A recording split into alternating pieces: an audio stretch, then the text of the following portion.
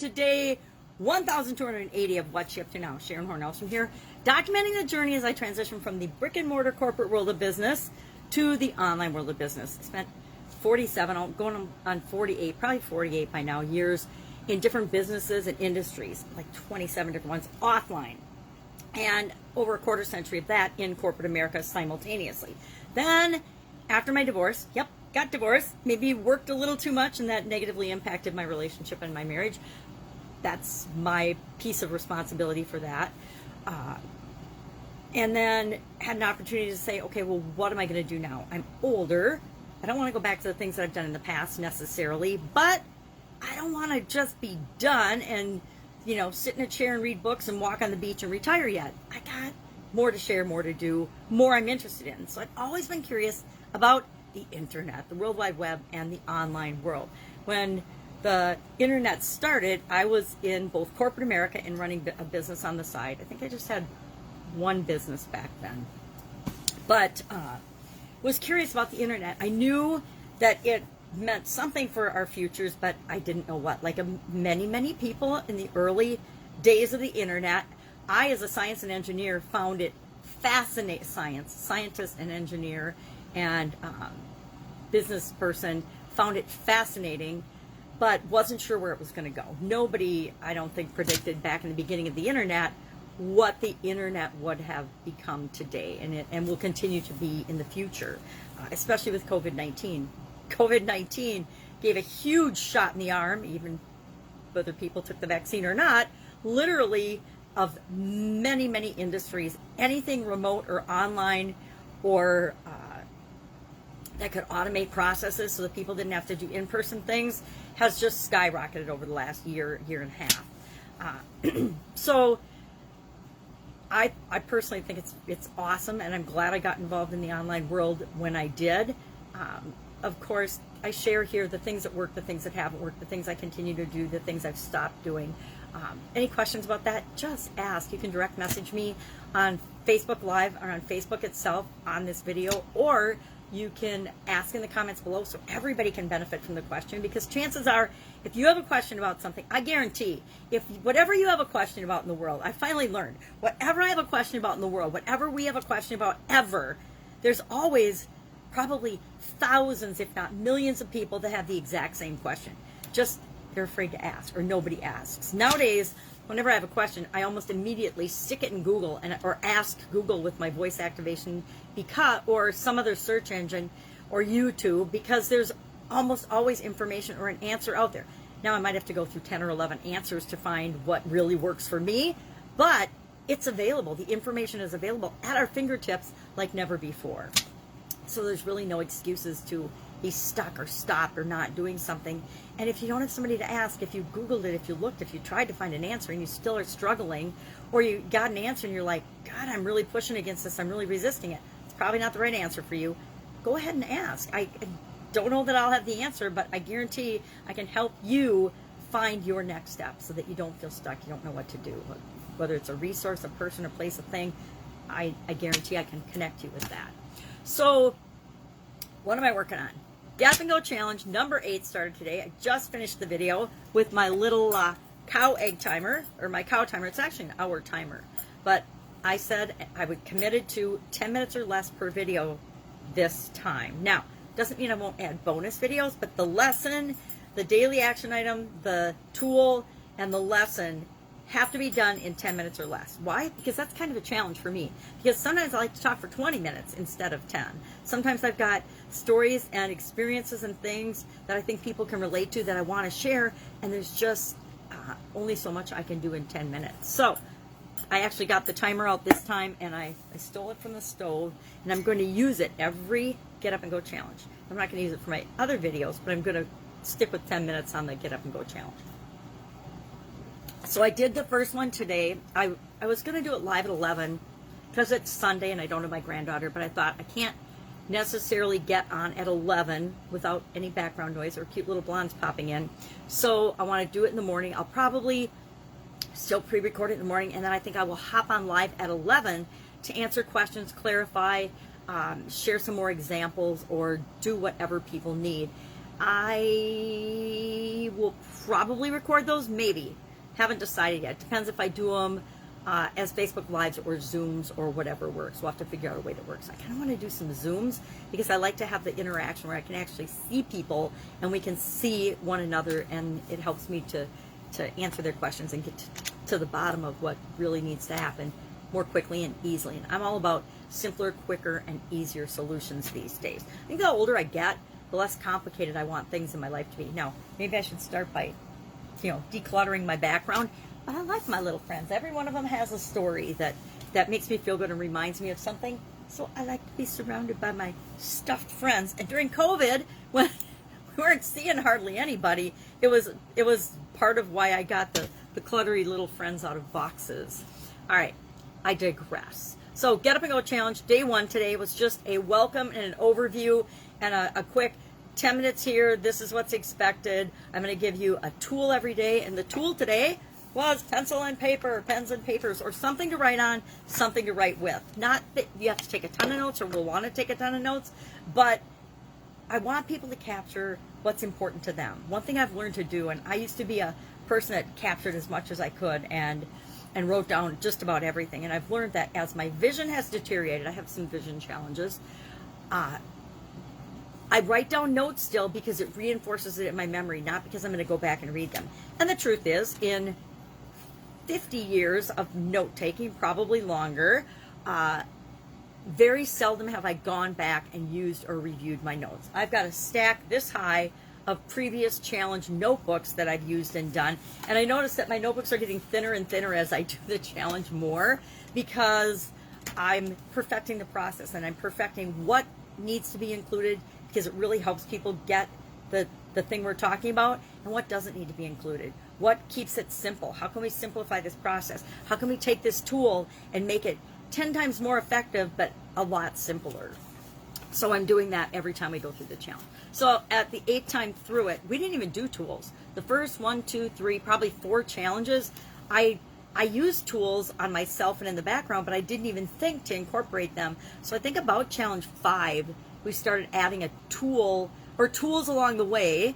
And then it was maybe August of last year was the first time, might have been October, I don't remember. I'd have to look through my notes, but it was the fall for sure before we actually said, I've got like hundreds of tools that I've used throughout my life. I'm going to at least share one a day that ties into the thing that we're doing, because it makes it so much easier to understand, learn, and actually do the thing. And the power of everything we hear and learn and read and see is what we do with it, what it means to us, and then do we actually take action or do something with it? Because if we don't do it, if we don't try it, if we don't try the tool or use it, we're not going to remember it. We're definitely not going to remember it. We can go back and we can say, oh, I remember there was a tool during this challenge, and I don't have disappearing content, so people can always go back and see it, but they'd have to go back and remember what it was called and search the group and join the group and find the video and watch the video again.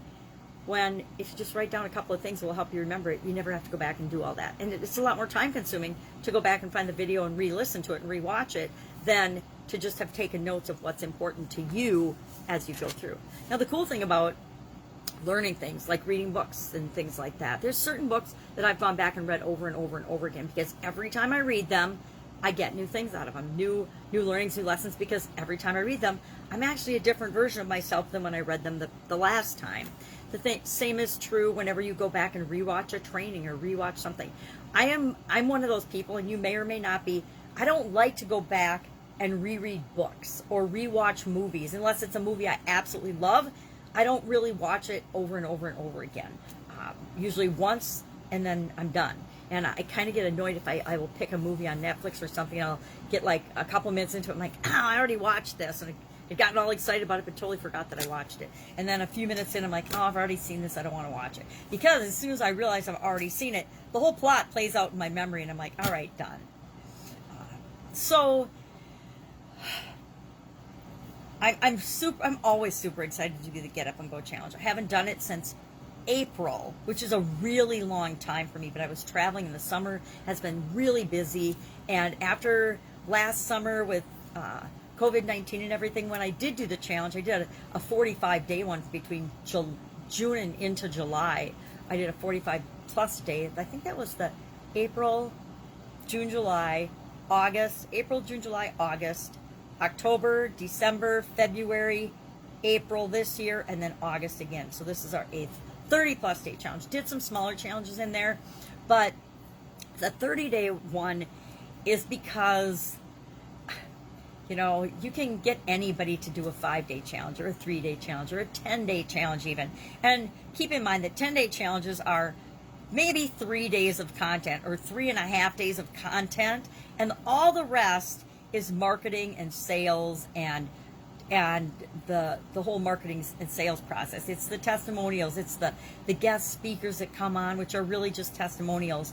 And that's great as a marketing thing, but the Get Up and Go challenge, the purpose of that is to help people to literally take the change and challenge process and install it in their subconscious to guarantee they'll get better results automatically whenever they're faced with a change or a challenge or a setback or a failure or a roadblock or an obstacle or a problem in the future, so that they're guaranteed to get better results for themselves than if they keep doing what they're doing and they didn't have the process or make the process their own at all. So 30 days, and I do not ascribe to the 21 days to make a habit thing. I think that came from the motivational speaker circuit and the personal development secret, and it's not founded in science any more than all the information we do or do not get about COVID.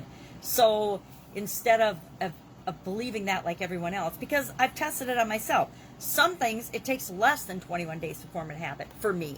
Other things, it takes a heck of a lot longer to form a habit. I wanted to give up diet pop. Before my sudden cardiac arrest, I was an absolute positive diet pop and coffee and caffeine aholic, if there is such a thing. I was totally addicted to coffee and diet soda. And so in August of 2010, August 1st, actually August seems to be my month for transformation and change. August 2010, I gave up diet soda and coffee cold turkey. Now it's interesting to note that just over a month later, I had a sudden cardiac arrest and died, but that had nothing to do with all of the formaldehyde I'd been consuming or the coffee for years. It was totally unrelated, but it's a funny coincidence. So I went cold turkey on that, but it took me at least 7 years of not having diet pop before I really was like, nah, I didn't even think. It was 7 years into it before I had a day where I didn't think about wanting a diet soda. That's how addicting some of the things that we have, some of the habits we have are in our life. They can hold on to us for years.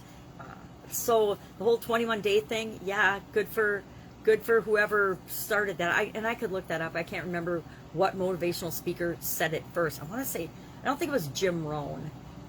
One of those guys. It was that generation of motivational speakers that came up with it, and it's stuck because one thought, oh my God, that's a great idea. Now I can get people to buy my 21-day program or my month-long program or whatever. But I say 30 days because 30 days is the amount of time that I can quickly and easily break it down, install it in, and I did it to myself first, of course, install it into my subconscious and get the results that I want for anybody. And that gives us an opportunity to try it out in the 9 different areas and aspects of our life so we can make sure everybody has well, how would this fit for my relationships? How would this fit for my spiritual beliefs? How would this fit for my physical well-being? So I want to prove to people that you can use it for anything. It works for everything. If you've got a challenge or a thought that you don't think that this automatic process would work for, I challenge you to share it with me in the comments below, and I will use it as an example in this month's challenge, because I love getting challenges from other people. I know how to do my own, but it's more fun to help people do theirs. All right, well, it's more fun to do mine, I'll be honest. I always want to, deal with situations that end up putting me in the best situation, right? We all do. So, Get Up and Go challenge today. Our idiom today was once and for all. Let's deal with challenges once and for all. And that's really what we're doing with the 30-day Get Up and Go challenge. We are dealing with changes and challenges once and for all. Now, that doesn't mean we're not going to have any of these things in our future. The one thing I can guarantee you will have for the rest of your life are changes and challenges. I can guarantee that to absolutely everybody on the planet. Guarantee things are going to change. You're going to have challenges. You're going to have setbacks, adversities, roadblocks, obstacles, problems, failures, whatever you call it. You're going to have those in your life. You're going to have good ones and bad ones as defined by you. Guarantee it. I can guarantee everybody's going to have those, including me. We're going to always have problems. When we solve a problem, it creates another problem. When we implement a solution, it creates another challenge or problem or change for ourselves and everybody else that we help with that. So we want to install the process that will handle this and make it once and for all not a negative thing. We want to make it an automatic as breathing or blinking or hiccuping or sneezing. We want it to be an automatic response to outside stimuli, right? Something gets in your nose, you sneeze. A change or challenge comes your way, it automatically runs through the process, the SOAP framework we call it in the Get Up and Go Challenge. The SOAP framework on your subconscious level runs through it, pops out the best solution, the best response for you. You do that, you move on, and guess what? Then there's going to be another one that pops up. Handled automatic, and then you move on. So that's the whole purpose of the Get Up and Go Challenge. And why am I doing it? I guess I'll talk about that in the challenge, but I do it because I needed to make sure that I kept moving during the COVID pandemic and that I kept moving forward and moving toward my goals and objectives and the things that I want. And we have to always do that. But COVID was a huge reminder on a global scale that we need to do that. And most people, including me, who I think I was pretty well equipped, were not very well equipped to handle little day-to-day changes, much less global changes. But the global change is a great way to have everybody on the same page and relate to, oh, maybe we do need to look at this and have a way to handle this that works all the time, every time on a subconscious level, so we don't even have to think about it anymore. Because guess what? There's always going to be plenty of things for us to deal with and think about. So if we can automate some of those processes and off them to our subconscious, heck yeah, sign me up. All right. Our annual challenge this year is to do one thing every day that centers us, to get to know ourselves better, what makes us tick. And it was a kind of weird one today from Walt Whitman, who, you know, some authors we can relate to, others not so much. It was about characters, movements, or growths that you gather when you're going about your day and on the streets. So I will do that when I go for my walk today. I will look around and observe, which I do all the time, unless I've got something big on my mind that I'm planning or mapping out. I like to just engage and watch people and what's going on when I go for my walks. People when I'm in town, nature, of course, and animals and mushrooms and flowers and birds and beautiful things in nature when I am out in nature or out in the wilderness parts of my walks and the places I like to go. So those are the things I'm working on. After the challenge, may do another summit this fall, or maybe another women's summit this fall. I've had some people ask about that. So if that's something that would be interesting to you, Women's Business Summit, because I work with women in business.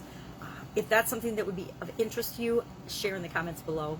Otherwise, I will be with you tomorrow to let you know what's going on, how the Get Up and Go Challenge is going, what we're working on, what we're learning, and what I'm doing in the other areas and aspects of my life. Obviously, challenges are my thing since I'm doing 3 of them simultaneously right now. Even though the daily idiom isn't really a challenge, since I do it every day and we're over 1,000 days, it kind of feels like it's a daily challenge. So, and it is a challenge. It's just a challenge for me to figure out, okay, how does this expression, what it means, where did it come from, how does that fit to growing and building and supersizing our business? So that's a little personal challenge that I like to share with other people as well. All right, that's it. If I can help you in any way, ask. Otherwise, I will be with you tomorrow. Bye. You'll notice I didn't set the egg timer for this one. Have a great day.